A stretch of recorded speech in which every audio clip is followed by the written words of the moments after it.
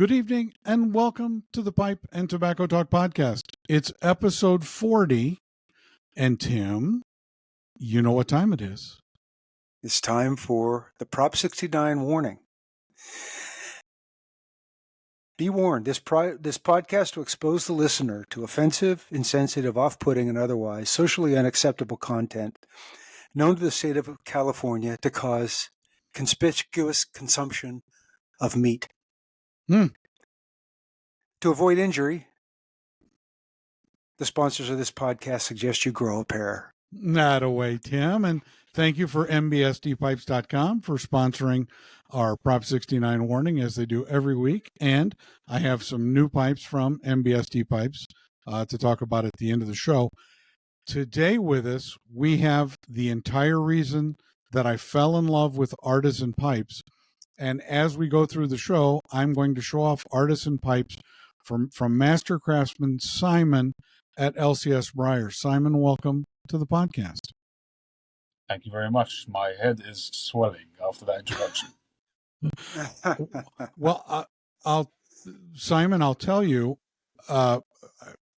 when I first got into pipe smoking, when I came back to it, Thomas from Tinker's Pipe says, "Oh, you've got to watch this guy LCS Briers. He makes all these pipes." And while you were making this pipe, I absolutely fell in love with it. And I believe this is pipe 586. It is a 4-star apple. And you and I were actually talking while you were making it. And you said, well, if you really like it, Jim, I'll give you first right of refusal. When it's done, you can take a look at it. If you like it, you can buy it. And amazingly enough, it came to South Carolina where I lived at the time. And it's just a wonderful pipe. Absolutely love it. Red Cumberland stem, horn adornment on it. It's just a spectacular piece of work. And it's my first 4-star pipe from you. So if you're watching at home, you can see on sort of maybe on the back. No, not a prayer. But it's a 4-star pipe. And it's one of 3 4-star pipes I have from you. And I was absolutely enthralled with watching you make pipes and still do it when work allows to this day. It's absolutely a joy. How did you come up with deciding to make pipes live on air? Well, I think I'd already started doing lives before I was one of the first people on the YTPC to do lives. And it's going back a good number of years now. And I think I started even before matches doing lives. So when I first invested in a lathe, I had been carving pipes just using an upturned drill. You may have seen videos of that before I bought a lathe. When eventually I bought a lathe, which I think was in December 2018, I started using it in January 2019, if I remember correctly. And I was on a live at that time. And 2 people basically walked me through the process of making a pipe using a lathe. I had never made a pipe before on a lathe. I had always done them by hand carving. And it was Drop Bear Woodworks, which is previously was known as Pipe Nutter. That's Glenn Thompson in Australia. He was one of the guys. And there was another gentleman, I forget his name. I'm not sure where he was even based, possibly also in Australia or in New Zealand or maybe even America. But he's not on the YTPC as a general rule, but he happened to be watching my live. And both of them, they helped me through that first stage, and then it ended up being like a 2-3 hour session, and we carried it forward to another live. It ended up being 3 live sessions, and they walked me from A to Z making a single pipe. And my modus operandi of making a pipe, although very different now, but it is founded on that first ever session. So it kind of went from there in terms of continuing doing things live. And because I was a regular live streamer, I just carried on. A lot of other pipe makers say that they couldn't do that live. It would be too nerve-wracking for them, but I actually thrive on it. When I'm actually working, I don't have this kind of stage fright. It just, although I have stage fright in real life, I'm not a performer in real life. I hate doing speeches and stuff like that. But when it comes to this, it doesn't bother me in the slightest. Maybe Simon, if I can, I'd share my Simon story with you. I think I mentioned this to you on Instagram at one time, but this was back in 2021, I think. I had to have some back surgery, and I had spent a lot of time sitting looking at the internet, and I found this guy on YouTube making pipes, and I would sit like for hours and watch, like daily, watch you make pipes. And then it was the live, and of course, and I thought, well, I'm going to lob a couple of questions in there, and you were answering me, and I'm like, this is crazy. I'm talking to this guy in London while he's making pipes, and we're chatting live here. And so I just I was just so interested in watching you go through the process. And liking pipes myself, I thought, what's some, is there something that I could do that didn't take a lot of physical, I couldn't stand much, that kind of thing. I thought, well, you know what, doggone, I'm going to try making a pipe. And so I kept watching your shows and tried it on myself. And well, the bottom line is you're really, Simon, the reason why I make pipes. You're the guy that got me started. You didn't know that, but you did. And I thank you for it. It's a pleasure. I actually remember when you kind of, one of you introduced the other. I don't remember which one it was.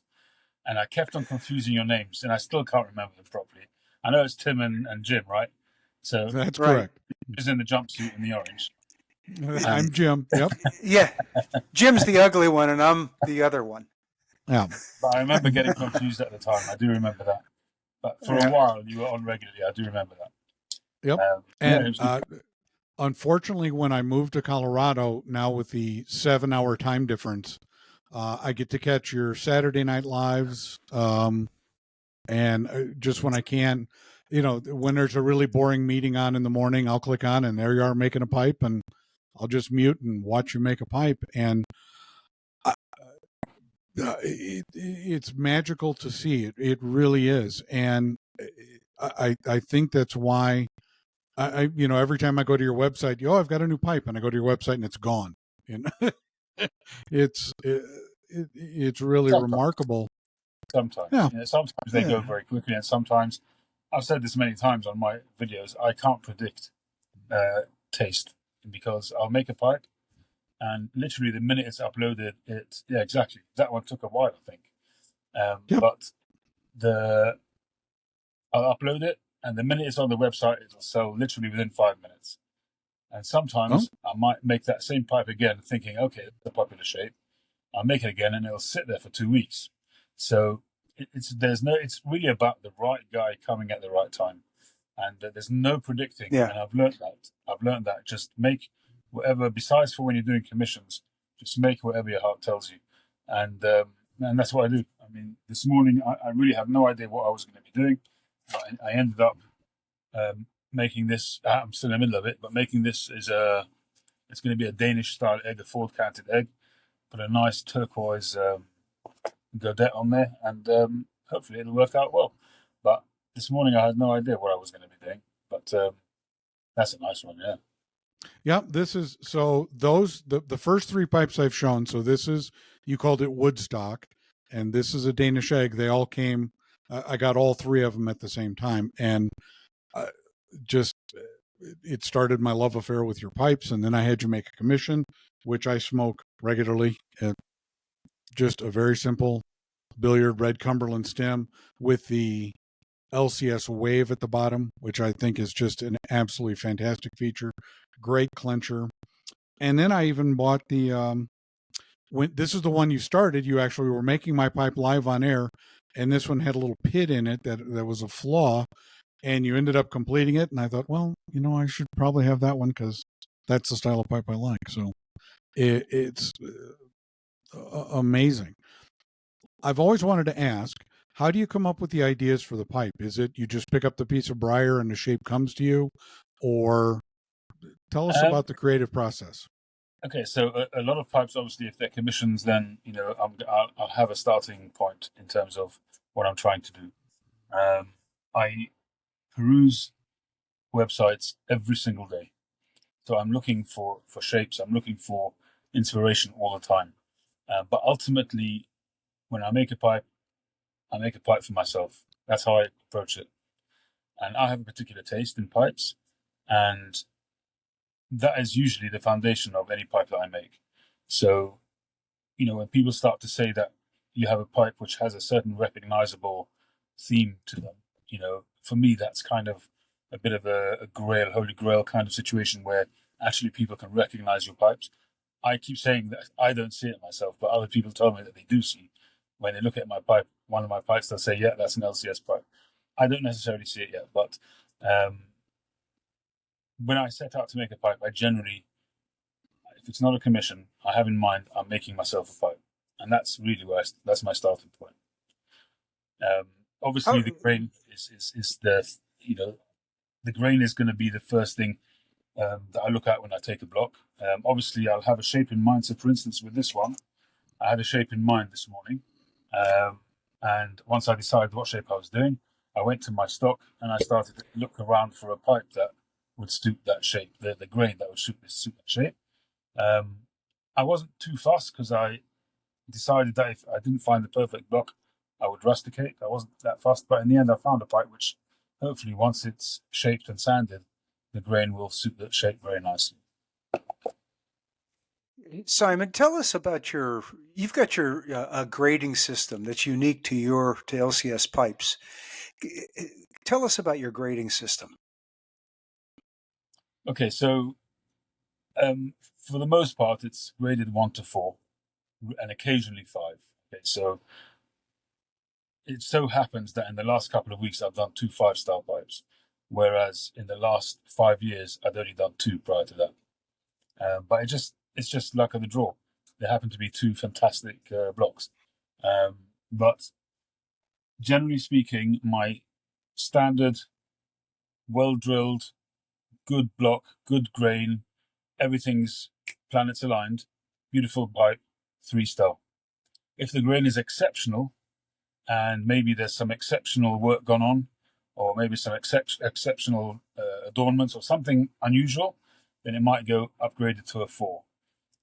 If the grain is just beyond, and I feel that it needs to go beyond the 4, but I'm not quite happy to make it into a 5, then it may well get the super grain stamp. I have a grain which is super grain.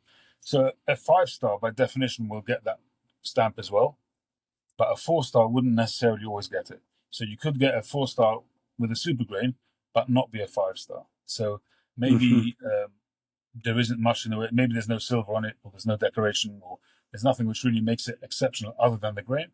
So that could still be a 4-star, but it could have the super grain stamp.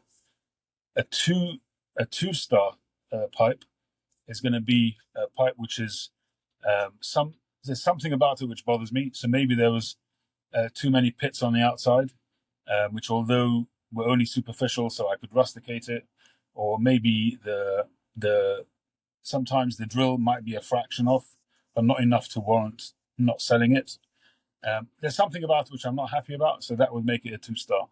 And a 1-star, I don't recall the last time I made a 1-star. A 1-star would be a pipe which is a proper, there's a proper issue with it, and I'd only sell it if it so happened that the customer was fully aware of it and they were going into it knowing fully exactly what the situation with the pipe was, and they'd be getting it for a bargain price.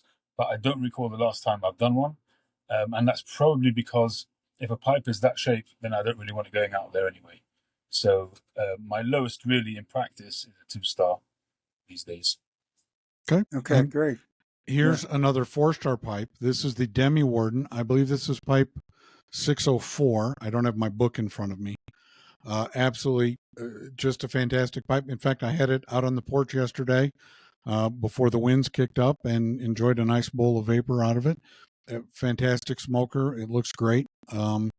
It's not one of those walk around pipes, so it's a good sit down in the chair and enjoy it pipes, and absolutely love it. So we're just showing off, Simon. I want Simon. to point out as well that for a lot of people, downgrading a pipe is often if the stem is not hand cut, for argument's sake.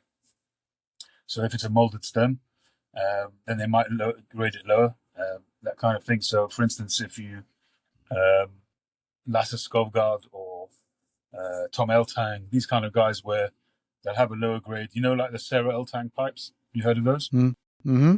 So the Sarah Eltang pipes are made by his. It's named after one of his daughters. She's not making the pipes; it's just named for her. But they made them in his workshop, and he checks every pipe. And he often could actually have made the pipe. It's very possible. But they're priced much lower. They're priced at maybe €350, €400. And those will have molded stems. And the same with Skovgaard. There was a range which he did for a while called By Skovgaard. So those had molded stems. So those were priced lower. Where mine, I don't do that. If I have a stem which is going to fit the pipe that I'm going to make, and it will suit it and blend in and be balanced with a molded stem, I'll use a molded stem. I'm not fussed that way, because molded stems nowadays, or at least the ones that I use, are fantastic. The quality is first class, and I will anyway cut a V-slot into it, and I will anyway reshape the button. One of the big things that I spend a lot of time on is making sure that the button is very, very comfortable. And my button sort of work that I do now is probably different to what you've got, Jim. I don't know. I mean, I would have worked on them then as well to make sure that they're comfortable. But I would say in the last 4 to 6 months, it's kind of really taken a very consistent kind of route that every single pipe that I make has that exact, the same kind of level of comfort. Mm-hmm. Simon, what would you say the count or the number of pipes that you'll make in a year? I think it works out to be around 100, between 120 and 150, something like that. Okay. So, I mean, I'm up to just approaching 900. So 2019, 20, 21, 22, 23. So 5.5 years, divide it by 900, that'll give you the answer. Okay. Excellent. Well, I'm just going to keep showing off pipes. Yeah, you do that. This is one. I seem to buy your pipes in flocks. I'll see something that I really like, and this is just a unique Dublin paneled shape. Great clencher. Absolutely, just think the world of it. Great pipe. Smoke it all the time. Now, Simon, you use only a wood lathe? Yeah. I did buy a metal lathe at one point, a small one, which I had in mind to use for stem work. Then obviously the rods are not too heavy, so you don't need a massive lathe for that. But I bought one, it was in the sale. It was a pretty good brand, but it was just a piece of junk. And luckily, they were prepared to take it back. I packed it up as if it was new, sent it back. I had no problems getting my money back. There's a possibility that one day I will get a proper metal lathe. I don't have room in here. My workshop here is tiny. I literally am bursting out the seams here, but it's comfortable compared to being out in the garage, which I always had issues in the garage, whether it was too cold or whether it was leaking or whatever. It was just always a hassle. And the funny thing is that after I moved in here, a short while later, somebody broke into the garage, which I've never had before. And thankfully, nothing was in there. There was no machinery, no materials, no nothing. So that was very lucky. But it's very comfortable here. It's warm. It's in the house. I've got facilities that I need. And it's very sort of cozily laid out. I've remodeled it a couple of times, and I've got now an idea that I want to do it again, at some point. But I don't really have room. I've got 2 wood lathes in here already. I've got my first lathe, the Axminster one, the red one. And now I've got the big one, the record power. And that's pretty much all the lathe I need. And I've developed my technique with making bands and all that kind of stuff, which you'd normally do on a metal lathe. I've just developed my technique. It takes a little bit longer, a little bit more concentration, sharper tools, that kind of stuff. And every so often you'll smash up a little ring that you're in the middle of making, and it'll catch and explode. It can happen. But generally speaking, it works. So I don't really. If I really wanted to get into silverwork, into metallurgy, then maybe I could do with a thing. But Ian Walker, Northern Briars, he doesn't have a metal lathe, and he makes his own metal rings. Silver rings and stuff like that. So in the olden days, there was no such thing really when they were making pipes. Well, going back to my comment about my start, from watching you, I still do it. I use a wood lathe and a wood lathe only. I've considered a metal lathe, but 90% of what you do, maybe more, you do just like you would do on a wood lathe, and then you use the tool post and the micro dials, the XY axis, to make the small parts. There's something that I like about trying to achieve precision by hand.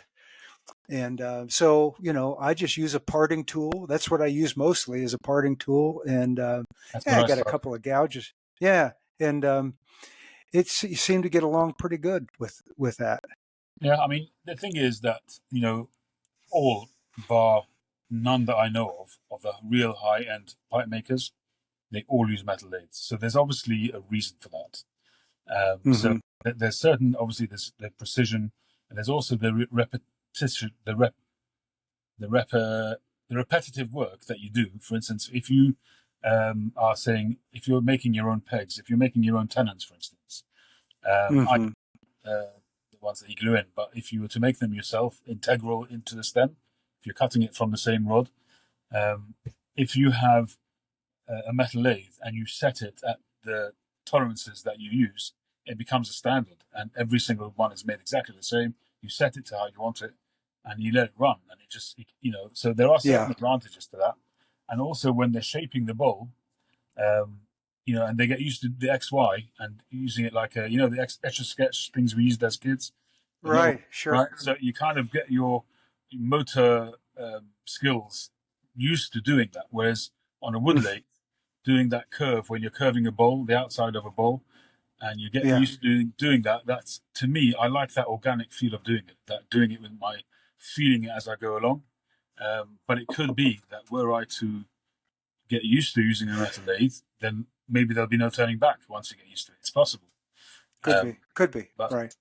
I don't feel the need. For me to get a metal lathe, I'd have to get a good one at this stage of my game. Simon, here so is, probably have to spend I've wanted to ask you about this forever. Which, for me, I can't and how right now. I came to Besides acquire the fact this that in my pipe. personal life, I've got Is Simon huge frozen? expenses coming Can you hear us? My Simon's frozen. Yep, he's back. Okay, there you go. Yep, we're good. So this horn pipe, so the horn pipe, which I won in the raffle that you did for a member of the YTPC that had come into some financial difficulty, and I just wanted to say what a fantastic job that was. I think you raised $1,800 or 1,800 pounds for something like that in the raffle. How do you shape a pipe like this? I mean, was this all hand sanded or was this lathe work done? No, you can't shape that on the lathe. That would have been done on the wheel. On the shaping. Yeah. So all I would have done on that one, it's paneled, isn't it? Is it paneled, that one, or round? Yep. Nope, paneled. It's got So all I would have done there is drilled it, and then the rest would have been done by hand. It's absolutely a fantastic smoking pipe. Of course, I don't have any pipes from you that smoke poorly in any way, shape, or form. And it is absolutely fantastic with Virginias and Vapors. And I smoke exclusively those. And this is also a 4-star pipe as well. So I've shown all three. I remember that pipe. The challenge with that pipe, because if you look at the shape of it, it's not quite traditionally a horn. The shape of it has to be done it's almost like a U shape, and that's because if you have a look at where the stem meets the shank, that bit is straight, and there's a reason for that. It's because it's 9mm. You won't find one of the things which my raison d'etre, if you like, is to bring artisan shapes and artisan pipes to people who smoke 9mm pipes. There wasn't that much of a selection beforehand there were 9mm pipes. You could buy a Savinelli or you could buy some of the Italian brands, but there weren't really any artisan pipe makers, some in Germany, but we didn't really have access to that very much. But there wasn't really a huge artisanal selection of 9mm pipes. So because I went over to 9mm myself before I started making pipes, I decided to, like I said, my modus operandi is I make a pipe for myself each time I make a pipe. So therefore, it's mostly 9mm. Although now I've been doing many more non-filtered pipes now, and I've also really honed in on my skill on my practice on how I do it. And thankfully now I've got a very good process of doing it. So I'm equally comfortable with filtered or non-filtered nowadays. But with that pipe, you have to allow for that filter, which the drill is going to be deeper. So there is a straight section and then it goes up. That's really the only thing with that. And there are some shapes where you have to accommodate the 9mm. I've got Patrick Grant, for instance. He's one of my followers. He has a few of my pipes, and he commissioned a hawkbill pipe from me. Now, hawkbill, if you do it properly, it's impossible to do it with a 9mm drill. The way it bends straight away at the beginning of, just after the stem, it's virtually impossible. I made it, but it had to have a slightly shallower bend as a result.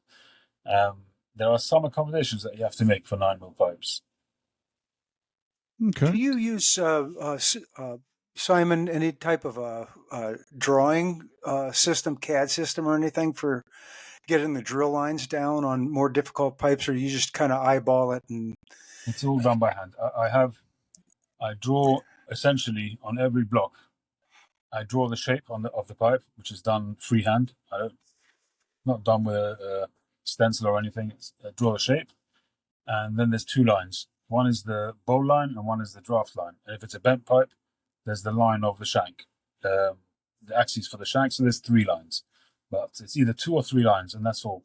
I don't do the other side. I make sure the block is square beforehand, and I'll punch a little hole there for where I want to rotate for the bowl, for the drill, and that's it. All right. Where are you? I'm sorry, go ahead. I keep things very simple. I look at some people, and I'm not dissing them. I'm just saying everybody has their way of doing it and their level of comfort. But sometimes I look at people, they do a block and they've got drawings all over the block, which must have taken them a long time to do, to get all the angles right. And I suppose it's every person has their forte, their area of strength.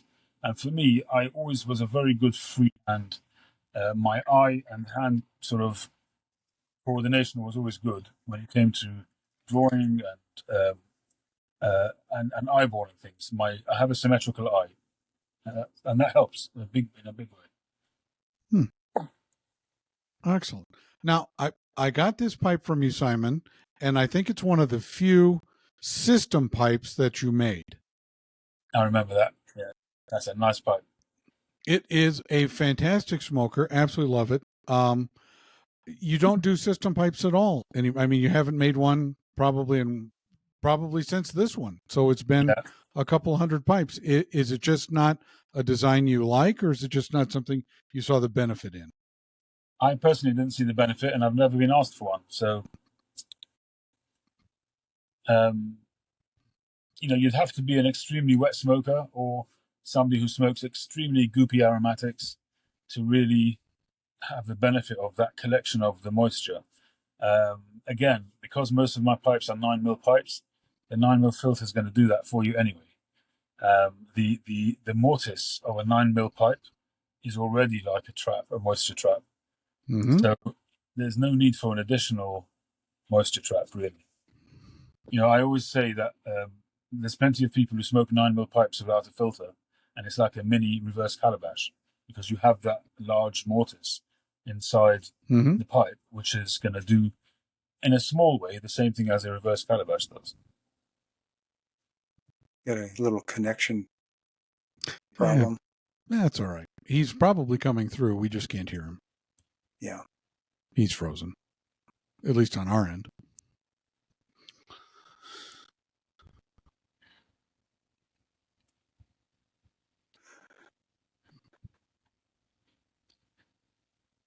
Maybe he'll come back. Maybe Yep, there he is. There There he it is. is. Is it me that's cutting out, or you? I, I think it's you, Simon. I'm I just think. going to check my router. Give me a sec. Okay. all right.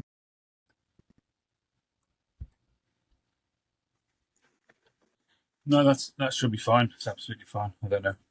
Okay.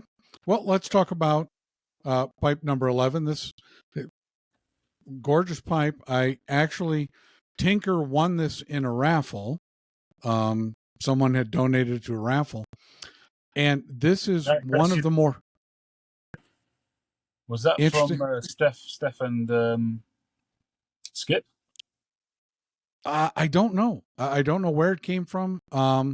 And I was just curious about the backstory for it. I don't remember seeing you make this one. And it's probably one of the more vibrant stem colors I've seen you use, this green and yellow.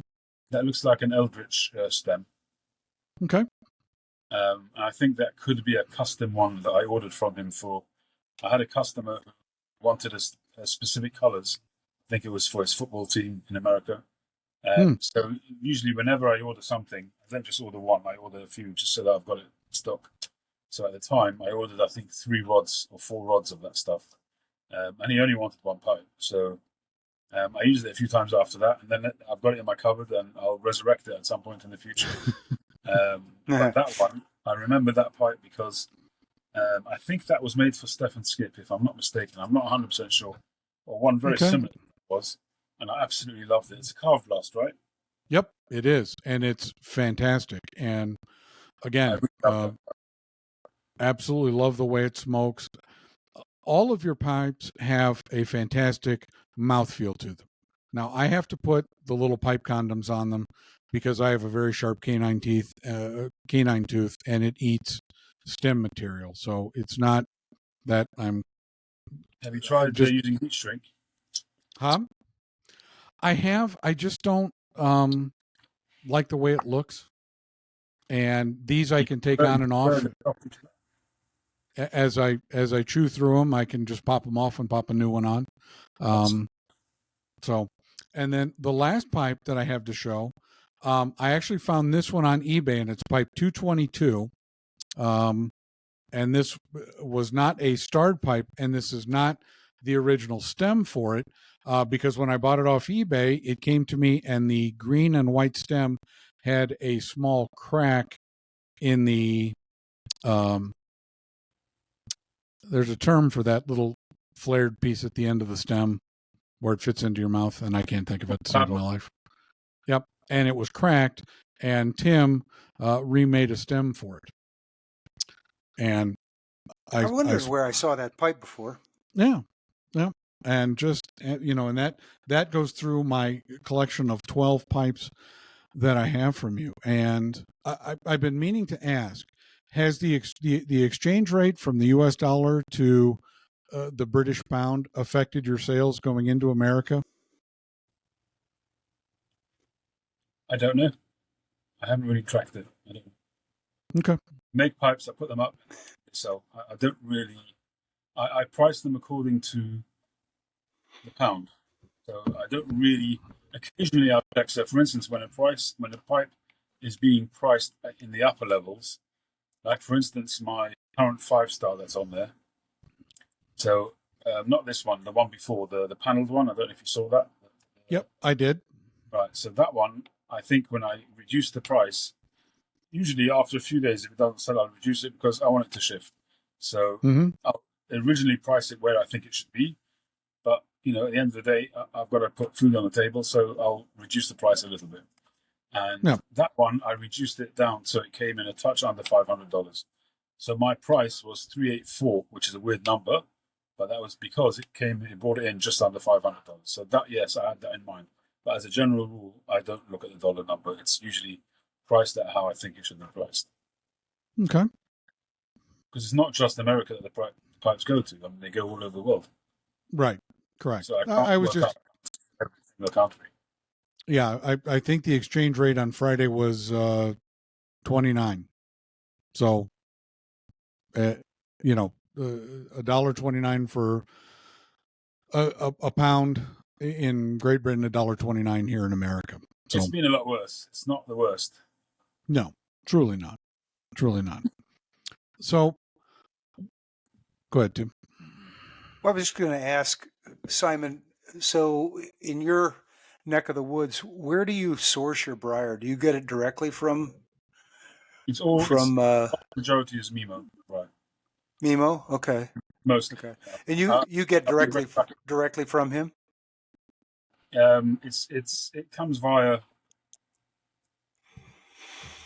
a different country, but generally speaking, it's all Mimo briar. Got it. Okay. Yeah, and the reason I ask, we're fortunate here. We've got a couple of vendors that, for small potatoes like me, I'm not going to go out and buy a whole sack of briar blocks and deal with it. Neither do I. I can't afford to do that. Yeah. I usually buy 20, 25 blocks at a time. But whenever I make a couple of good sales, I'll do an order, and I try to build up my stock the whole time. Because the rates although I've slowed down how many pipes I make, I was still averaging, until recently, I was averaging one a day for maybe 4 or 5 days a week. So that's quite a fast rate. So I'm going through maybe, let's say, 20, 23 blocks a month. That's quite a lot of briar. So I want to, if possible, always have a couple of hundred blocks on hand. And even more if I could afford to do that. So whenever funds allow, I order another 20 blocks, and it's just, I've got boxes in one of my kids' rooms. I've got 4 boxes of briar in there, and I've got my shelves here which have maybe 50 or 60 blocks, and in there's probably, I don't know, somewhere between 150 and 200 blocks. I take them, I move them around, I shift them, trying to get them to air out. I was admiring, I don't know if you can see this, I was admiring the contrast dye that you did to bring out the grain in this pipe. Yeah, just beautiful. I've got a better example. That's the pipe. Look at that. That's and I have to say, Simon, your silver work has been off the charts lately. Well, the last order I ordered a bunch of silver as well, so of varying sizes, and I tried to mix and match it. On this particular pipe, for the first time, I put the silver behind a piece of ebonite, and that just gave a very nice effect. Oh, it's absolutely gorgeous. That's beautiful. Beautiful. Thank you. Excellent. So what do you see on the horizon for LCS Briers? And by the way, I love the change you made to your website from the black background to the white. It really makes the pipe stand out tremendously. I've got to get my sandblasting unit set up. It's been in my garage for 6 months already, half built. I just got to do it at some point, I've got a compressor which Big Phil gave me, which is very generous of him. So the compressor's there. I just need to get it done. I need to finish building the cabinet. It's about halfway built, but I've just had too many things going on. My son's getting bar mitzvahed in about 8 weeks. My daughter's getting married in about 12 weeks. It's just mayhem, really. So trying to earn money to. Yeah, they grow up and do adult things. It's okay, the coming into manhood, getting married. I mean, it gets a little bit easier after this. So that's why she's my third child to get married. I've done it before. Oh, okay. So you have a little practice. A little bit, yeah. It seems like you generally have nothing going on until you want to do something, and then everything's going on. It's like the buses. There's never a bus there, and then suddenly 5 come. That's right. Dare I ask what you're smoking today, or can I guess? You can guess. Is it Orla Golden Slice for this evening's? I see that, yeah. Although the last few days it's been London Fog, because I did a new batch last 2 Saturdays ago of London Fog, which is Virginia Woods and Orley Golden Sliced. McClellan's Woods. I hadn't had Very a nice. batch made for a while. I had a little bit in my jar, so I wasn't smoking it. But I did a fresh batch, so I've been smoking that, and I've gone through a good section of the jar already. That was till the top, that jar. So today I decided back off, because McClellan's, it's not so easy to get. No. Back on the Excellent. smoking. Excellent. I want to know Castello, which I converted to 9mm. Oh yeah, very nice. Beautiful. Yep. My wife and I are getting ready to move. We're leaving Colorado, and I was doing my cellar, and I have Orla Golden Slice is better aged. It's just, it's not that I just prefer it aged. And I had a pound of it that was going to be 5 years old come October. 4 years old in October, I'm sorry. So just about perfect.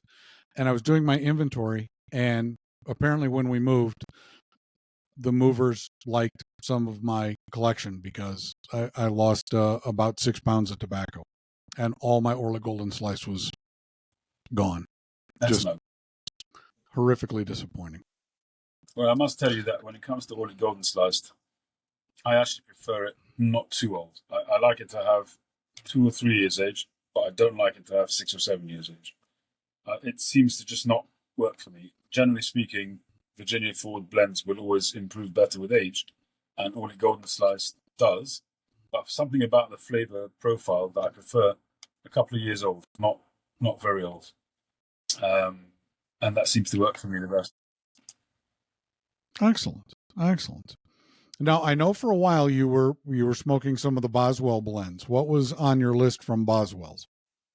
So when I first started, I was having trouble with tongue bite, which was the motivation for going 9mm. But back in the day, I was trying to figure out the tobaccos that I could smoke. So I started off with just generic stuff here in the UK, which just bit the out of me. So I made inquiries, and I heard about this blend called No Bite Delight. So the name was the clue, and I figured that's the one to go for. So I got some No Bite Delight from Boswell's, and that kindled a beautiful relationship. I had a relationship with Boswell's for about 2 years, whereby I was buying a lot of their tobacco, and I was buying a lot of their pipes. They load their pipes onto their website every Monday night, and they changed it to Tuesday lunchtime. They did all various different things, but for a while, I was on there pressing my refresh page as they were loading to see what there was, and then grabbing. And almost I won't say every week, but I would say maybe once or twice a month, I was grabbing a pipe. I really went crazy for a while. I had a very, very good relationship with them. I bought cigars from them as well. In those days, stuff didn't get stopped in the post. And because of that, I had a really good relationship with them. They would also keep tobaccos which arrived, which were difficult to get. So I could get, the esotericas that were hard to get. When they had a drop, they would keep some for me because I was a good customer. That was the level of the relationship that I had. But once I moved over to 9mm, that all kind of stopped. But even with the No Bite Delight, I had Cupcake I liked as well. And obviously Northwoods. Northwoods was, and still is, we've gone off again.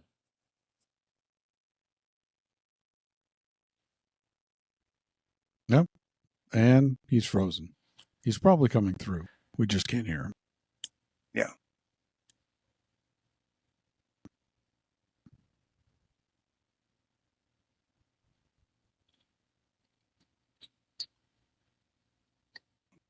There we are. Yeah, and you're back. All right. I'm not sure where we left, but Northwoods was Northwoods became my number one blend for quite some time. I managed to smoke Latakia blends without a filter quite a bit.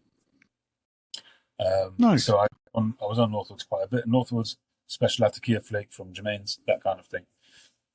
And then I discovered 9mm. I still don't remember to this day why I made the switch, what the catalyst moment was, the light bulb moment. I don't remember what it was, but somebody must have suggested it. And once I tried it, that was it. I could smoke anything, literally, even the sort of the blends which would bite me to death, especially the McBarons, which I used to call them McBite, because everything I smoked from them would bite me. But I fell in love with stuff like HH Mature Virginia, which they don't make anymore.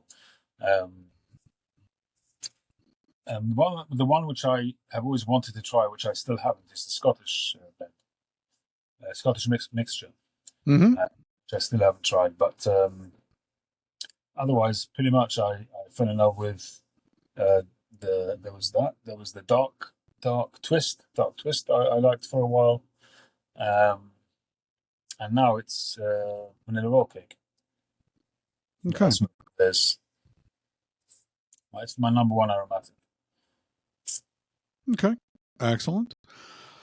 You've spoken a bit about 9 millimeters, and for some reason here in the United States, they insist on foisting 6 millimeters on us, which I'm not a fan of 6 millimeter filters. I mean, the 7 millis are all 6. Yeah, and they only send them here to the United States in 6 mil. I believe you can buy them in 9 across Europe, but for some reason, it's a much smaller percentage. Yeah, and here in the States, and I really think that the 9 millimeter filter diminishes the smokability of a pipe. I kind of know why they did it, because Graybo and Medico all had those 6 millimeter filters, and I think that just became a standard for America. Once again, something that we got wrong. 120 power 6 millimeter filters. The list can go on and on. But so why do you think a filter diminishes smokability? Because if you're a wet smoker, they tend to cut down on the airflow significantly with even a modicum of moisture. I think that's what really slows it down. Is that because true they're just for not you big with enough.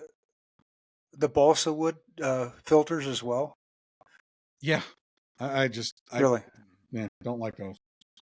I think that people who smoke without a filter and then try filtered, generally speaking, won't enjoy it. That's the experience that I've had with customers.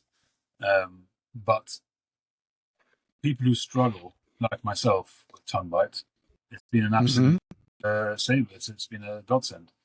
I would have stopped smoking by now. I mean, there was a period where I smoked cigars for a year, hardly touched a pipe because I was getting bitten to death. And it was at the end of that year that I discovered 9 mil pipes, and that completely changed everything. Anybody that asks me, and I get emails all the time from people about starting, they're just new in pipe smoking. What should they get? Should they get filtered, non-filtered? I always tell them, try non-filtered. That's going to give you the greatest variety of pipes, access to the greatest variety of pipes at the best prices. So try without a filter. Follow good practice. Watch your cadence. Watch your humidity. And all that kind of thing, but try not to have to use a filter. If you struggle and you still can't, despite all that, then fine, try a filter. But I still encourage people. I would much prefer to be able to smoke without a filter, if I could. I have a variety of everything, and I do like to smoke a filtered pipe, simply because it does cut down on the moisture.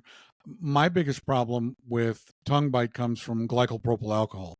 Most of the aromatics, especially the American versions of it, are just drowning in it. And I just have an adverse reaction to it. And I typically don't smoke a lot of aromatics because of that. In fact, I don't even like to make aromatics. Because finding flavoring that has very low percentage of glycopropyl alcohol that actually tastes like something is kind of a chore. So, interesting thing which I discovered, I'm in the process of discovering recently, is that whenever I break in a new pipe, my custom is to dip my finger into honey and put a thin coating of honey around the bowl. And I just always did that with a pipe, whether it was pre-coated or non-pre-coated. Even an estate pipe, I would clean it out and almost like have a fresh start kind of thing, start a new cake going. And I would always put the honey in. But the interesting thing was that whenever I broke in a new pipe, I always got tongue bite, a little bit of tongue bite, even with a filter. And I never understood that. And I just put it down to the fact that there was no cake or not enough cake, and the moisture was somehow getting through more, and the pipe wasn't absorbing. And then it occurred to me now, after years of smoking, doing that custom, it occurred to me that it was actually the sugar content of the honey that's probably heating up and causing that tongue bite. Because when I broke in this pipe recently, this is a Stanwell, I don't remember the reason, but I broke it in without putting honey in it, and I didn't get the tongue bite. And I think that must have been what Yep. what That would Yeah. make sense. Yeah. Yep. But there's no question. It does help with build up of cake, that for sure. I still recommend it to you, honey. Yep. I'm exactly the same way. That's how my grandfather did it. You know, when he was, every new pipe you got, just coating of honey on the inside, and it builds up the cake right away and makes it better. So every pipe I get gets, I've got a jar of honey sitting here on my desk.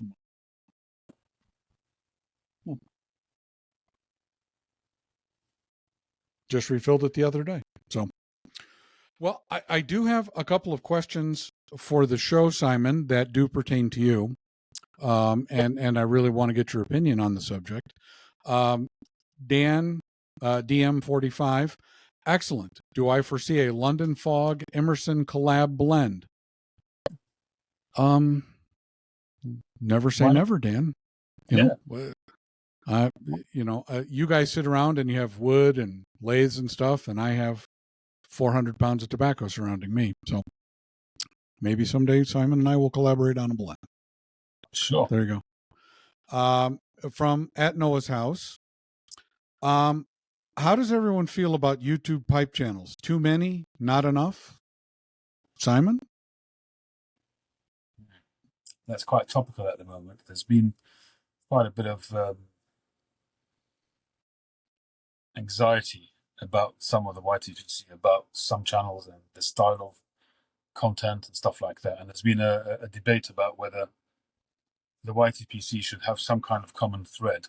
Obviously, there's the pipe, obviously, but whether there should be some kind of accepted common thread and for it not to be deviated from too much. Obviously, everybody's the owner of their own channel and they can put whatever they want on their channel. But so there was some discussion about that because it was getting a little bit fruity, let's put it that way. But bottom line is, I think that put it this way, the larger the YTPC gets, the more it will reflect society. And what I've noticed is that when I joined, which was nearly 10 years ago, the YTPC was exactly not reflecting the rest of the world. It wasn't reflecting society. And what I mean by that is that for me, the YTPC became a little oasis away from my regular life. And, you know, whenever we all go through life, we have our stresses, we have our pressures, we have our day-to-day life, which you know, gets us, you know, puts pressure on us sometimes. And for me, it was a little escapism to just go home, watch some videos or smoke a pipe. And sometimes, even if I was out working, maybe I was taking photos at a wedding or something, and for whatever reason, I was feeling pressured. Even in my mind, just sort of set myself apart in my mind and just think about smoking a pipe or think about a particular tobacco or whatever it might be. And for me, it was always a little safe haven. And I think that was because of the type of community that it was. The larger the community gets, the more variety of people you get, the more it reflects society and all the different parts of society. And that's good. That's a great thing. But it also brings with it, for me anyway, it feels different. But that's life. That's normal. There's nothing wrong with that. But it does feel different to how it did 5, 6 years ago, 7 years ago. But I think there shouldn't be any limit. There's no technical way of joining the YTPC. You watch a video of somebody smoking a pipe, you're on the YTPC. I mean, there's no initiation, there's no membership fee. You know, anybody can just join. No dues, no interviews. Just come on in. And I feel fairly strongly about it, and I would like to see more and more people creating content simply because that means the pipe community is growing. And we cannot let the pipe community die out. When I think back to when I was a much younger man, in the 70s and 80s, and there were a lot more pipe smokers than there were, just talking about Dr. Grabo. At one time, Dr. Grabo was putting out 600,000 pipes a year, through the late 60s and early 70s. And, not that that's the end all be all, but I would like to see more people come into the hobby so that it doesn't fade away. So. Yeah, I think in general I would agree with you on that. I think that the more people getting involved means that there are more people. Hopefully, that means there are more people enjoying the hobby. But I would agree with you when it comes to content. I find the content nowadays few and far between compared to what it used to be. It's just So it's different content nowadays. yeah, being relatively new to the community. I've only been at it a couple of years. What do you see is the major difference? Can you give us an example? I guess when you say, well, what you'll find in terms of content is going to be more reflective of society. I agree with you that that's necessarily going to be the case, but is there an example that you can give that's the difference?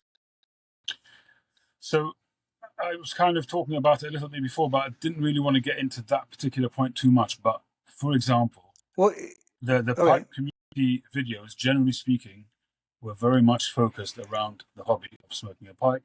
So it was about the pipes, it was about pipe makers, it was about the tobacco and that kind of thing, doing reviews of tobacco, gift exchanges, showing the new pipe that you got, that kind of thing. Nowadays, it's more that because society is much more social media centric, that people use it as their loud hailer. So their YouTube channel is not just YTPC, it's anything to do with their lives, and that's fine. I see. But you I follow you. Content is not focused so much on pipe smoking, and you don't have that community feel where you had, for instance, a lot of times people will get a new pipe and they'll show their new pipes. They might feel a bit bad about doing that because somebody's going to knock them down and say that, oh, you're bragging about the new pipes you've got, you're showing off and that kind of thing, which in the past was understood that this is not about showing off. It's about it's part of the hobby. If you were collecting little motor cars, like corgi cars, how could you enjoy the hobby if you don't show and share, like a show and tell? So when you do a yabo, for instance, nowadays, you're showing your new pipe, or the gifts that you exchange with somebody. People, I do feel that because it is broader, so you have some people who are just not in it for that same kind of, the hobby motivation is perhaps a little bit different. And that's the difference. I'm not saying it's wrong. I'm just saying that's the reality. Right. No, I follow you. And that you answered the question. I was just trying to get a sense of how it's changed. It's a natural. I get it. By the fact that it's growing, it's natural. Yeah. Tim and I, when we started doing interviews with folks, we like having people from the pipe community on, particularly artisan pipe makers, because I have what is called PAD, pipe acquisition disorder, and it has reigned supreme in my life for about the last 3.5 years. And there's nothing better than talking to a pipe maker. To me, it's fascinating, especially one that, although this is our first time talking in person, I feel that I have a strong connection with you because I've watched your videos. I've watched you make the pipes that are in my collection, and I can't encourage that enough. And if somebody says, well, I don't want to see a yabo, well, then, don't watch that video. We want to see what people are picking up. We want to see what the trends are. We want to see what people are liking. I think that's a necessary part of the pipe community. Agree, totally agree. To be honest, I'm very grateful because, I've, even before I started making pipes, I made a lot of videos. I did a lot of shop tours. I did a lot of review videos and stuff like that, which, even before now, I think I've got somewhere between 3,500 and 4,000 videos on my channel. Beforehand, before I started making pipe, I already had 1,500 to 2,000 videos. So I put in the time. A lot of people I know certainly here in the UK, there are pipe makers who feel that I've got this unfair advantage because I have this significant following. I have a decent amount of subscribers for a pipe community, for a pipe channel, that is, And so they felt that I had an unfair advantage, that I was selling my pipes better because I had this following. But I always try to make the point that I've put in the time. It didn't just come. I put in a huge amount of time developing the channel, not with the intention to sell pipes, because I had no idea that I would be selling pipes initially. But I am grateful because it certainly gave me a platform from which I totally agree that it has helped to become the pipe maker that I am today. No doubt about it. But I don't feel bad about it. I believe that I put in the effort. No, nor should you. I mean, you created 2,000 videos before you started making pipes. Okay. There's a reason that you have 8,000 subscribers to your channel. There's typically, every time I go to watch one of your lives, there's between 30 and 50 people watching and at least 15 or 20 commenting through the whole thing. And you just can't buy a relationship like that. I mean, you established this, you built this from the ground up and deserve all the credit that you can possibly get for it. Tim, are you leaving us? Well, Tim's having, when you have two old guys working with modern technology, just no telling what's going to happen, Simon. Yeah, my real guy. My headphones cut out. All So I have right, to go. It's working. Yeah, there you go. All It's right, working. last question from at Noah's house. Tim, unplug your headphones because you were getting reverb. They're turned off and unplugged. Okay, well, Still we're getting an echo. coming from the mic, maybe. Could be. How about now? Well, see, I can still hear myself. Our producer, normally Tim's grandson Ben is our producer for the show, and he's also a musician and had a concert today and couldn't. So I'm actually producing the show, and you can see what that leads to, Simon.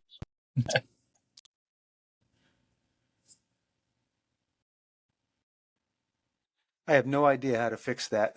All right. Well, here we go. So Is it bad? Is it real bad? I don't think it's you. I think it's Jim. I think it's just coming in on my end. Is there any content subject matter that you guys would like to see presenters cover on their channels? Simon?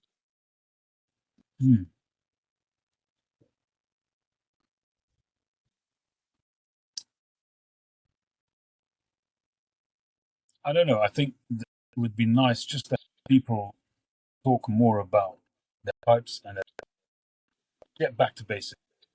Spend more time showing the pipes, dissecting why they like a particular pipe, why they think it smokes better, why it's a favorite pipe. Just talk about the basics of the hobby so that people, the new generations of people coming in, can actually get into the grassroots of the hobby. You certainly see a generational progress in the YTPC. So you'll see groups of people joining, and then they'll sort of have their own little group of friends, if you like, on the YTPC. And then maybe 2 or 3 years later, there'll be another group that joins who will maybe not interact so much with the previous.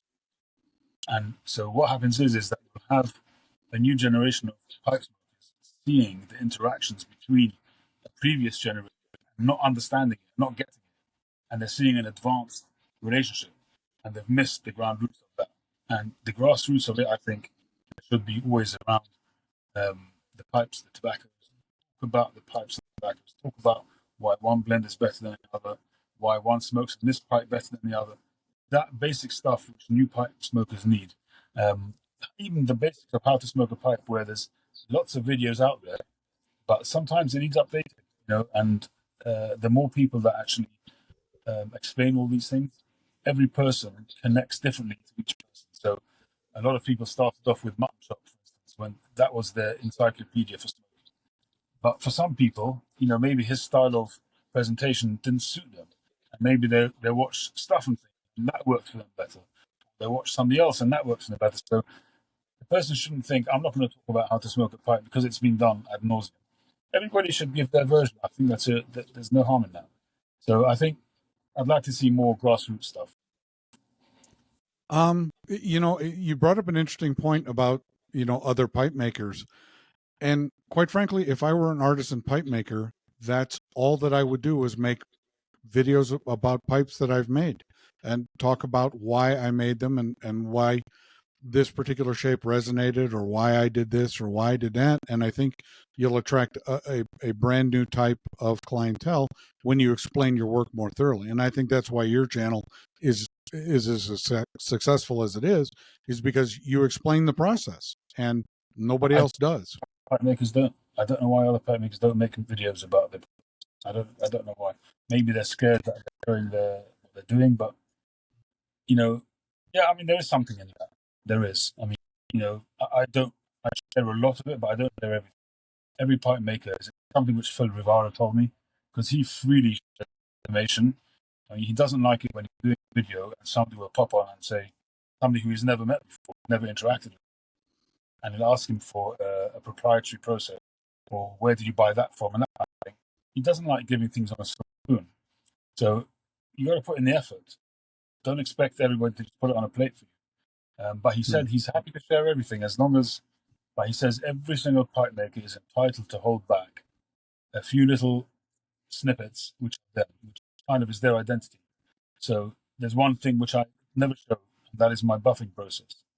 So for me, one of the things which I do is the grain, how I bring out the grain, how I do the contrast staining. I don't show that because otherwise it's my edge. It's one of the things which I do. There's lots of pipe makers do it as well, but I like to keep that to myself. So it's not because I'm selfish. If I was selfish, I wouldn't show the rest of it. But it's. I think every pipe maker is entitled to hold back some of their stuff, but I think it's nice if you can share stuff. Yes, it will mean that possibly there'll be more pipe makers out there, which, if you're really worried about it, you might think it's competition for you, which could be in the grand scheme of things, but I personally haven't seen it. I know that there's been at least a handful of pipe makers who have resulted from my videos. Not all of them are happy to admit it, but I know that there are quite a handful, and it's nice. I feel honoured. I feel humbled that's happened as a result of my videos.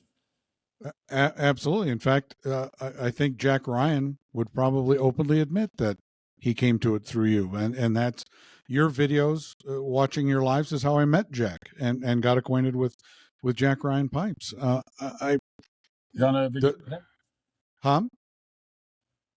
Have you done an interview with him? No, we had him scheduled, and Tim decided that he needed to take his wife to the Grand Canyon and most of the greater tourist attractions in Arizona, and we haven't rescheduled him. But we are going to get Jack on in a bit because I have several of Jack's pipes too. In fact, I have the first Dublin that Jack made. But I see that as a win. Because when you look at the three of us, there's not a lot of dark hair. Yeah. When he bought his leg, he didn't have a chuck. He didn't have a chuck for a while. I sent him my spare chuck. I mean, most people wouldn't send their not competition. I don't see him as competition, but I sent him a chuck which he used for a while till he got his own chuck, and I think that's a really nice thing to be able to do. I think that goes back to the graciousness of the YTPC, or just the pipe community in general. There have been very few people, you're right, there are some trade secrets that they should probably hang on to, but I haven't met anyone that wasn't kind and gracious with their time.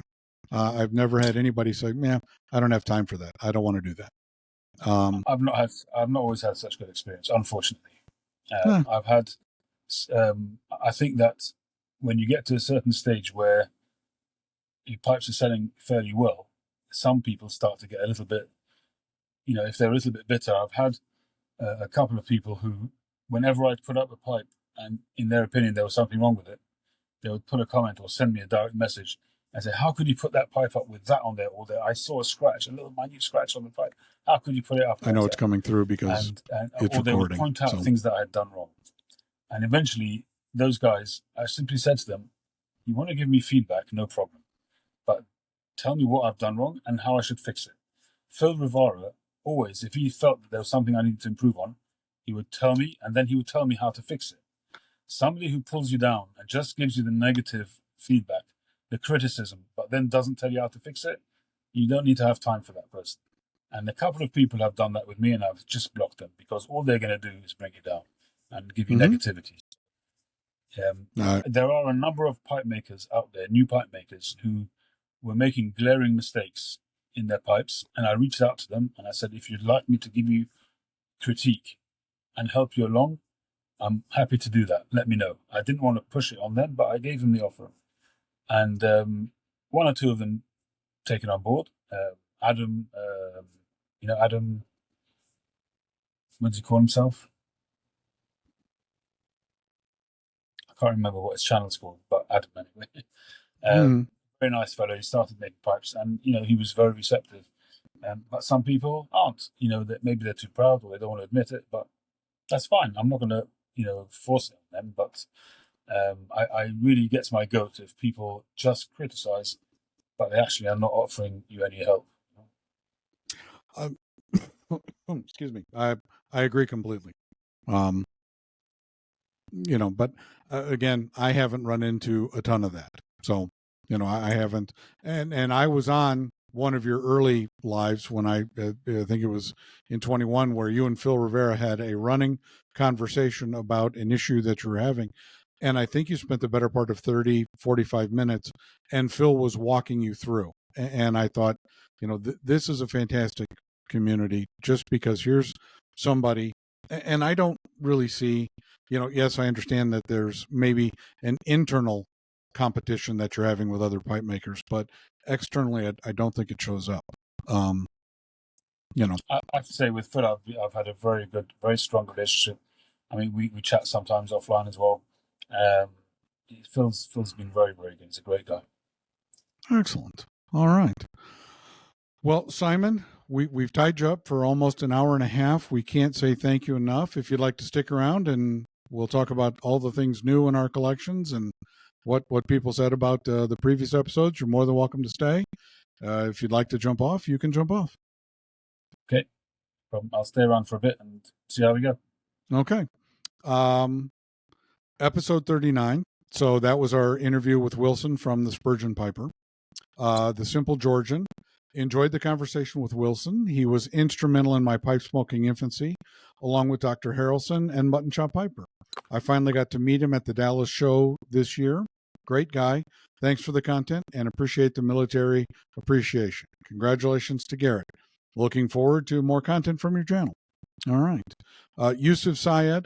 If you haven't been, Yusuf is just one of the nicest people, I think, in the YTPC period. Just uplifting, wholesome content. I like Yusuf a lot. Good evening, gentlemen. I was watching this video and it got deleted.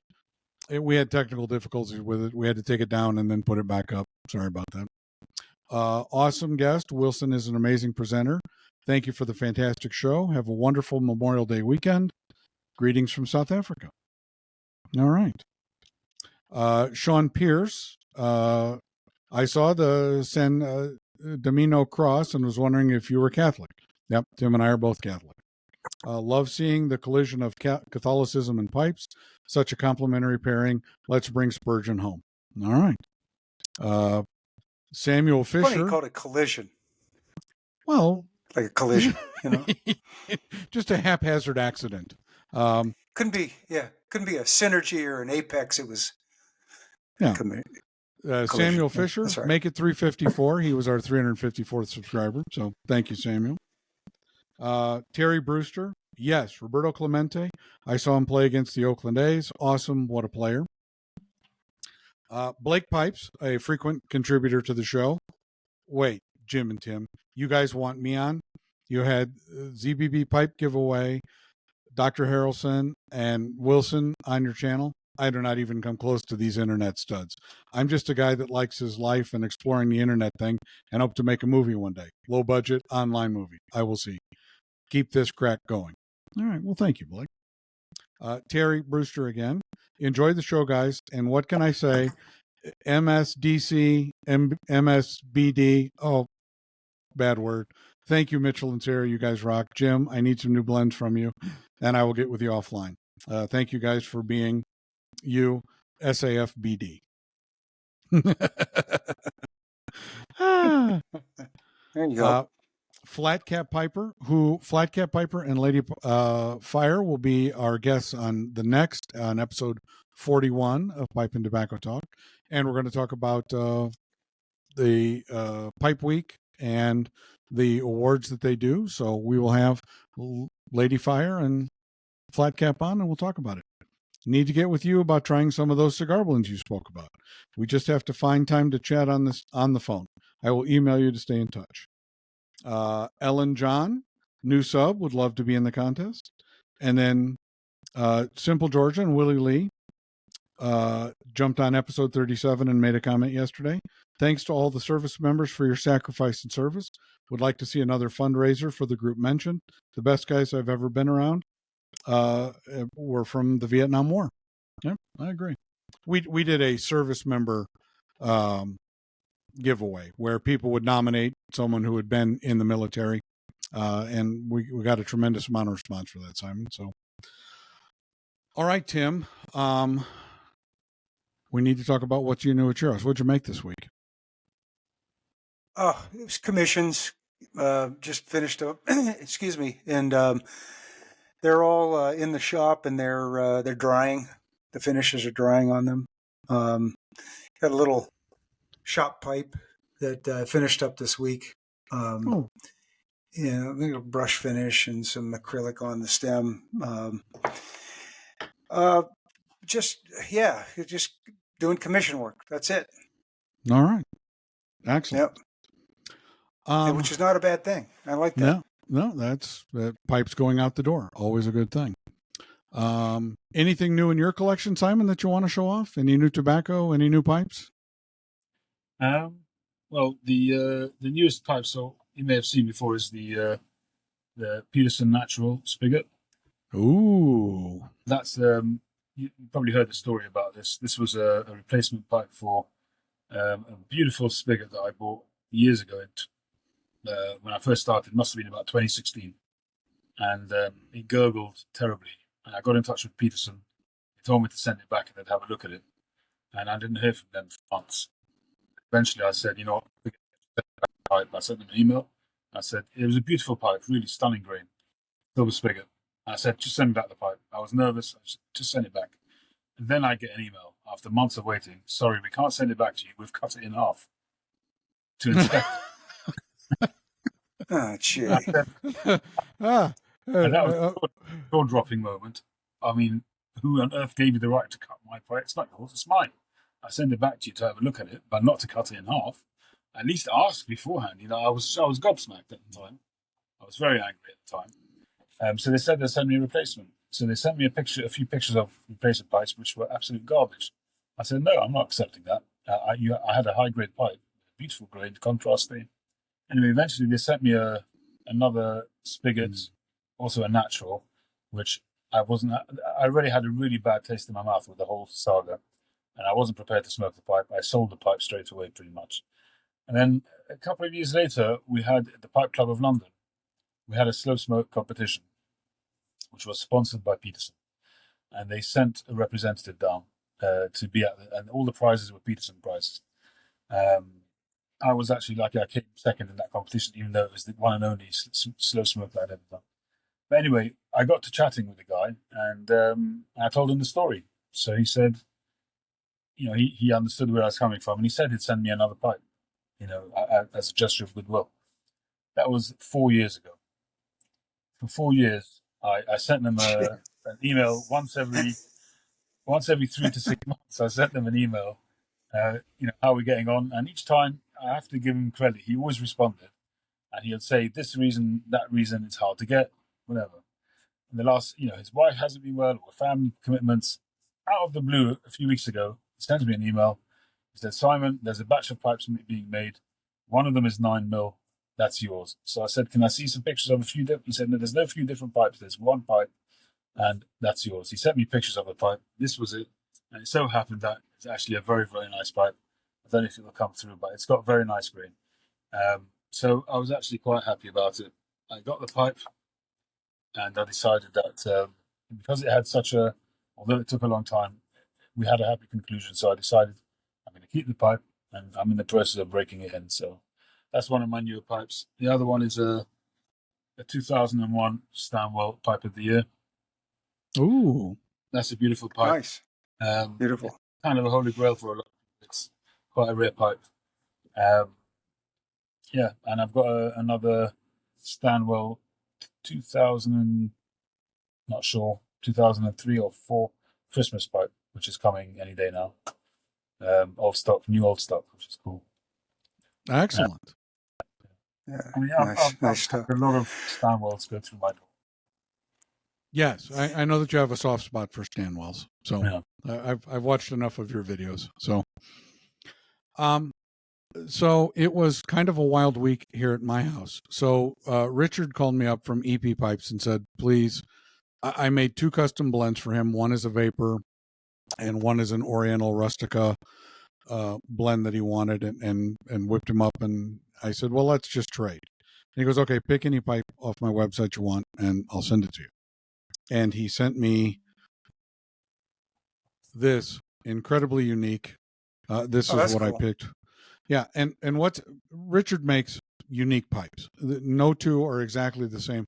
And what's really interesting, and I don't know if you can see it here, on the horn where it has the grooves, he actually matched the grooves on the back of the stumble, which I thought was really interesting. And as a bonus, because Richard is Richard, the stem glows in the dark. Now I just Homer Simpson. Yeah, and then he sent me an antler pipe tamper because I have an antler pipe tamper that Tim made me, but it's 6 inches long. And people, are you happy to see me? No, it's an antler tamper in my pocket. So Richard sent me. Put your eye out. Yeah, sent me a little smaller one, and then Richard has gotten into merchandising and sent me a mini jar with his logo on it. So thank you, Richard. As you know, MBST Pipes is my personal crack dealer. And as much as I love Artisan pipes, I just like pipes. And one of the things I wanted to talk about today was, what does it cost to get started in pipe smoking? Okay. So this is a Castellani pipe. It's just an Italian briar. I got this from Castle Briar for about $25. Okay. Basic. It's like what do they call those? Basket briars. Pipe. Yeah, a basket pipe. Okay. So I'm in on this for $25. Does it smoke as well as an Artisan pipe? No. Does it smoke well? Absolutely it does. Okay. And then I wanted to show off. This is the new Shire Cobbett with the interesting green-white stem that they came out with. And this is a $35 pipe.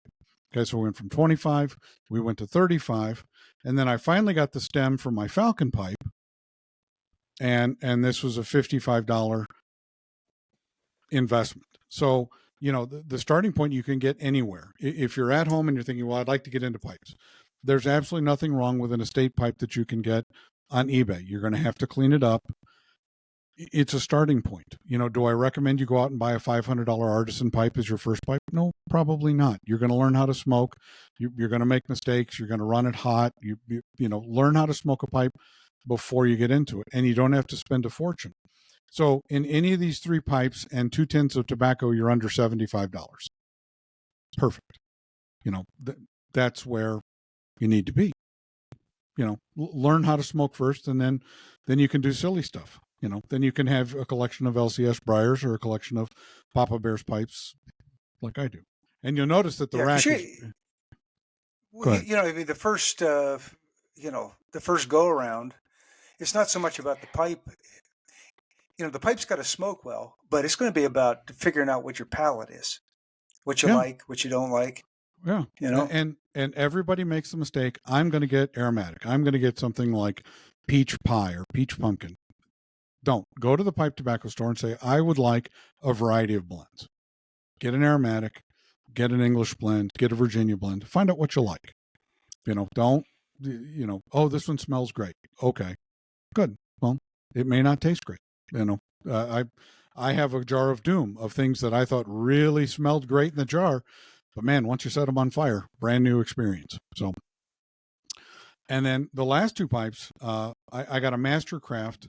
I have a couple of Mastercrafts, and I really like this one. It just had an interesting shape to it. It's a small nose warmer. And here in Colorado, where the wind blows, having something a little closer helps keep the wind off of it. So I like this one, and shined up nicely. And then last, there is an Italian pipe manufacturer, Maestro de Paja, who I really wasn't too familiar with, had to do the PapaBear thing. And I just fell in love with the shape. It's kind of an oblong Dublin, and it's very nicely made. Obviously, all three of those were estate pipes, and I will happily buy estate pipes. I will buy artisan pipes. I will buy pipes. And the people ask me, why do you make tobacco blends? So basically, so I can buy pipes, mostly. I got my new Zippo insert, the butane insert. Mm-hmm. Boy, is that thing slick. The recommend Thunderbird? Highly. Yes. I do like my Zippo. I have a Zyker, which I really like the look of. It's a sharp-looking lighter. Mm-hmm. I have the same problem that Wilson from Spurgeon Piper talked about in his latest video. I can fill it up, and I can use it for a day, and then I have to fill it up again. And to me, that's a tad frustrating. I would prefer to smoke everything with a match. I love, and this is entirely because of Simon, the Torgenskold matches. Absolutely love those. But when it's windy out, you have to set a small bonfire. Yeah, not going to hold up. Yeah. But those Zippo the Thunderbird inserts, I can go 10, 12 days before having to refill them. And, two of my pipes every day are on dog walks. So kind of important that I have something that's reliable. Lastly, Tim, I talked last week about Jacob getting into home blending. Willie Lee, the Simple Georgian, who follows the show, asked me, get me started on blending at home. I said, okay. So I sent him a nice email, a bunch of information. I sent him a spreadsheet. This is, here's a starting point. What I'll tell everybody that wants to blend at home, don't make the mistake of putting a blend together and then just start adding stuff to it. Because what happens then is it's not repeatable. One of the things you have to do is have consistency. I added this and I added this to it. Well, how much did you add? Well, it was a pinch. Well, that's not really a measurement. It's going to be tough to duplicate that. So I sent him the blending spreadsheet that I made for people that are getting into it and want to start blending. And he's going to start buying whole leaf. And I recommended some shredders to him. And I'm kind of excited about that. Good deal. Yeah. And where's he live? He lives in near Savannah, Georgia. Okay.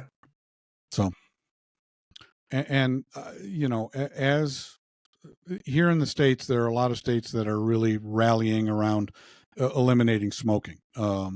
Colorado is high on that list. California is high on that list. New York's high on that list. Massachusetts is high on that list. And, what do you do when, you can't get pipe tobacco from a retailer? Well, you either make your own or you drive across state lines to get it. And they're more into that than, say, alcohol. Because it's an easily vilifiable demon. There's the American Cancer Society spent a majority of the 80s, 90s, and 2000s vilifying tobacco, and lung cancer. You don't see any of these societies protesting McDonald's, and more people die of obesity, and heart-related diseases due to obesity than they do about tobacco. But tobacco is easily vilified because a lot of people, when they think of tobacco, they think of cigarettes, which to me, if you smoke cigarettes, I don't have a problem with it at all, but I could smell them a long way away, and they don't smell anything like pipe tobacco, and they certainly don't smell like cigars either. Cigarettes were designed as an addictive vehicle, where I think cigars and pipe tobacco are the contemplative man's treat to his day. Didn't the Surgeon General's report separate out pipe smoking and say that pipe smokers live longer? That was, if you look at some of the older content that's available, and two of the books I have that were from the 60s and 70s say that there's no correlation between pipe smoking and lung cancer. And of course, the American, the lung cancer, the society just vilified that. And there really isn't a lot of actual scientific data that says pipe smoking causes cancer. Okay. Well, and the other thing that you can't forget, Simon, is that there's an unholy alliance between the cigarette manufacturers and the tobacco lobby and the politicians, and some of these organizations like the Lung and Heart Association. There's a lot of money that changes hands, and pipe tobacco and the cigar smokers, that tobacco, they don't have the clout, and so they get railed, and I think, and we get lumped in with yep, that's what goes on. Doesn't seem to make sense, but that's what happens. But the cigar industry managed to get a little bit of a reprieve, didn't they? A little bit. So just so that you know, here in Colorado, if you buy a tin of tobacco, whatever the suggested retail price is, you pay 62.5% tax on it. New York, it's 75%. California, I believe it's 75%. And all three of them go up again in 2025. How much is a tin of tobacco? 50 gram tin of tobacco, or 2.5 ounce tin? So I went and bought 2 tins of Rat Ray's Accountant's Mixture, and they were 8-ounce tins. And I can buy them at any of the online shops for about $20. And here in Colorado, I paid $84 for those 2 tins. Good grief! Which is one, and there's some very nice pipe tobacco shops here. There, Edwards Pipe Tobacco Shop. There's a very nice one in Colorado Springs, and I do try to patronize them when I go in. But I have really limited any type of tobacco purchase for my seller. Well, because I just don't want to pay the 62.5%. I just don't think that's a reasonable number, and why we're moving out of Colorado. So, you'll notice too that with the tax, pardon my French, but the politicians don't give a shit about you. They care about the cash flow. Yeah. Well, they follow the money, don't they? With any Yep. It is. And again, you can go on and, one of the things that I think that's detrimental about social media that you really don't see a ton of in the pipe community is that you get affirmation for stupid opinions. And you'll find a large collection of people that didn't have, I consider Facebook and Snapchat and Instagram and TikTok megaphones for stupidity. And when those voices were quiet, the world was a little more easygoing. And currently, because of the attention that you get for having your unusual opinion, has really fostered itself into almost like a dopamine hit for these people. They have to have that affirmation. And I think it has. I know that it affects the UK. I know that it affects the United States dramatically. The funniest one I saw this weekend was Feminists for Hamas, and I was just like, do you understand what it is to be a woman in Islamic society? Because I don't think you do. They have their meetings on the top of buildings. Yeah.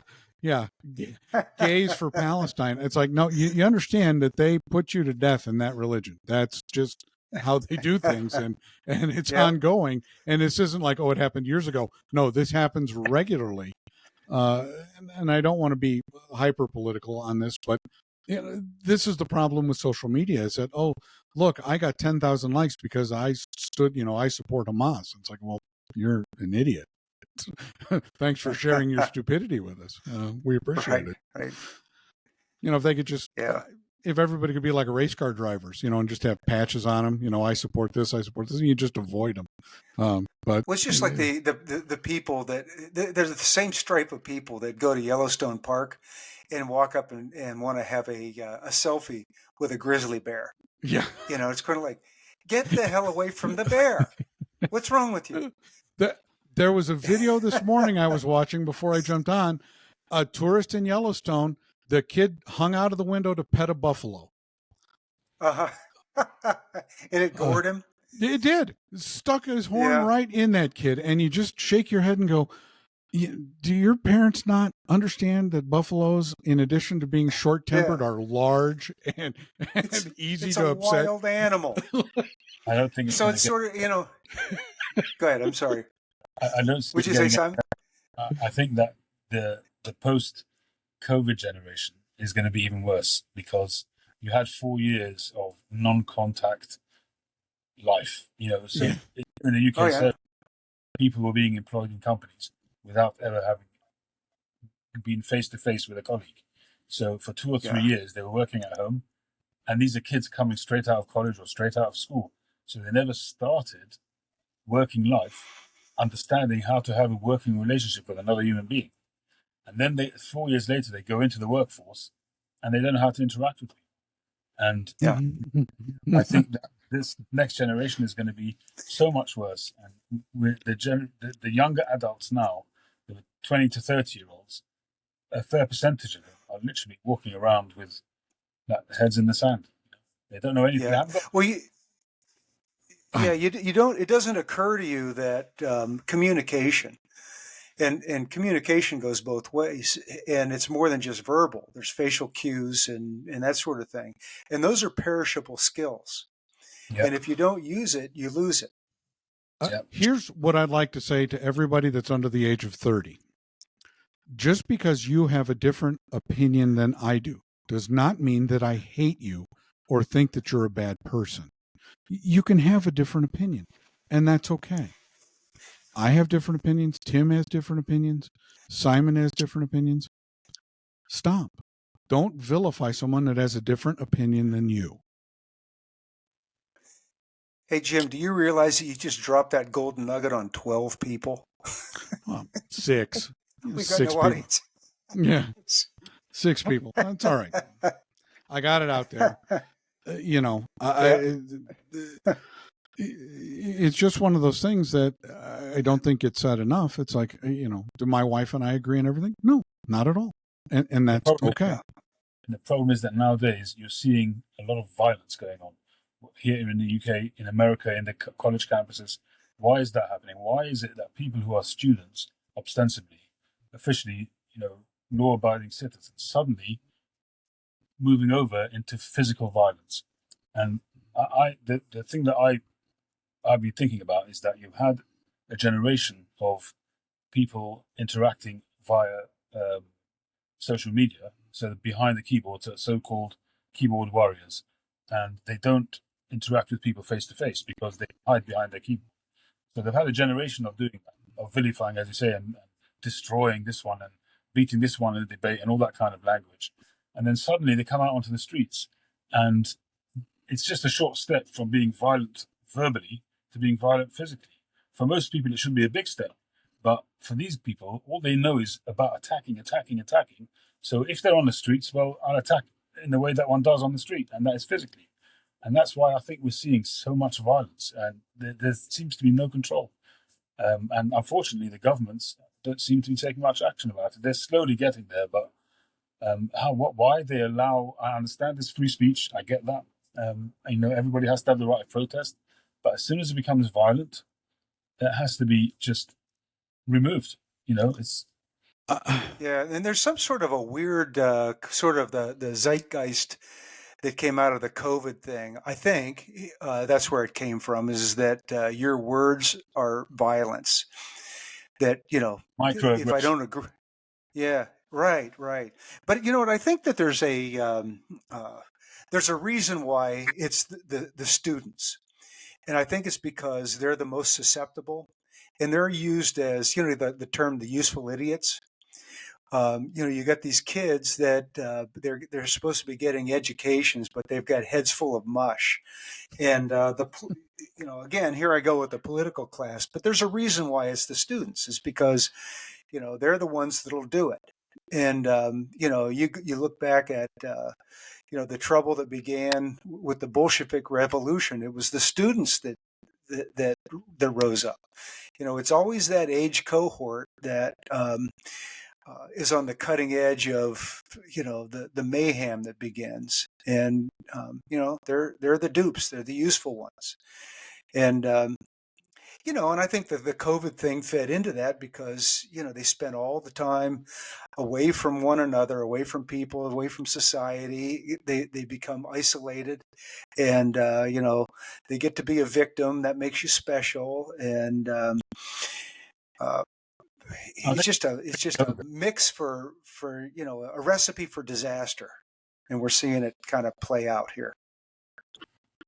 I think even pre-COVID, students, when they're not having to put food on the table, they're not having to feed the kids, not having to pay a mortgage, they're in a different sphere. They don't have the same pressures as the average person has, and they've got time. They can debate something and then decide, all right, we're going to go and protest, and that's fine. Right. Everybody has that right, but they just, they have that ability to then move over into aggression, physical aggression. And I think that if they would have, if life would be a little bit more difficult, if they had to pay their way in their university, and they didn't have student loans, so student loans that they didn't have to pay back, or they had to pay it back over the rest of their lives. If it was a little bit harder, and they had to earn that place in university, and really come away with a high level education, doctorates, things where they would actually be they would contribute to society once they leave college or university. Then these people are doing the opposite. They are degrading society, and that's the problem. They're not being upstanding members of society when they leave. Well, they're getting six-figure carrying six-figure debts to pay for vegan studies, a degree in vegan studies, something like that that's not useful in any sphere. You give some you combine the combination.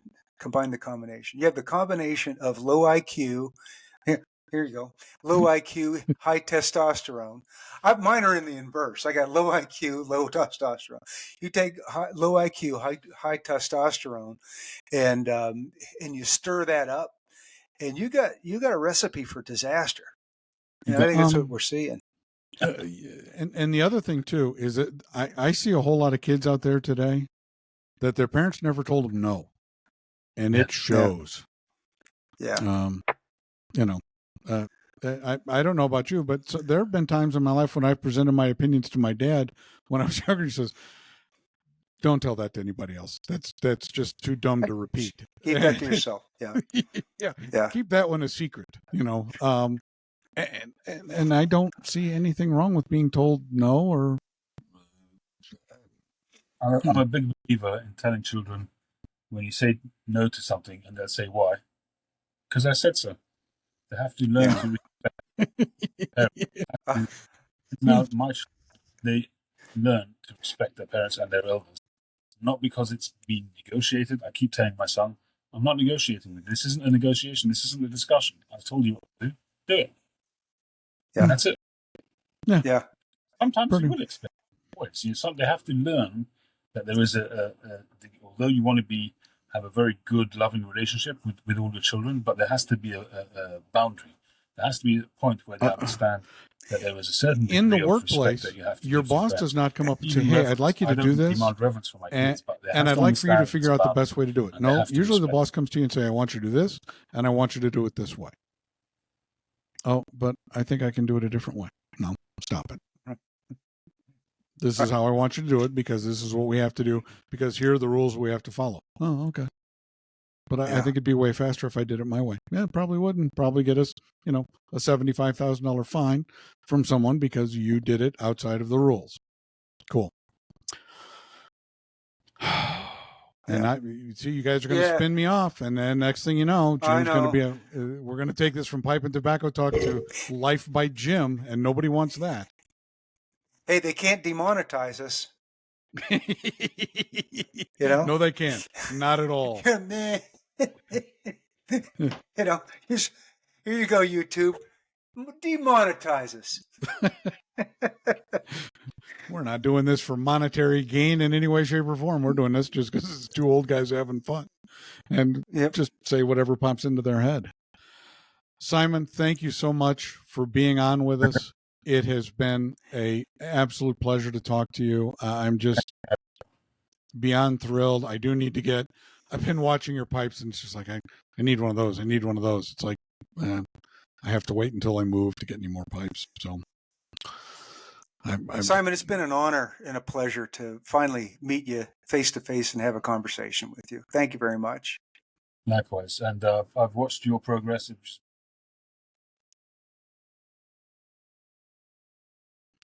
Thank you very much. Thank you. Yeah. We've both been fans of yours for a long time, and it's just an honor and a thrill for you to be on with us, and thank you so much. And keep doing what you're doing. We lost him. We lost him. Yeah. Well, bugger. All right. Oh, well. All right. Well, I was going to say, I hope he continues to do it for many, many years to come. Yeah, great guy. Indeed. All right. Episode 41, Flat Cap. Piper and Lady Fire will join us, and we'll talk to you. That's going to be fun. It's going to be a hoot. Good night, everybody. Yep. See you around.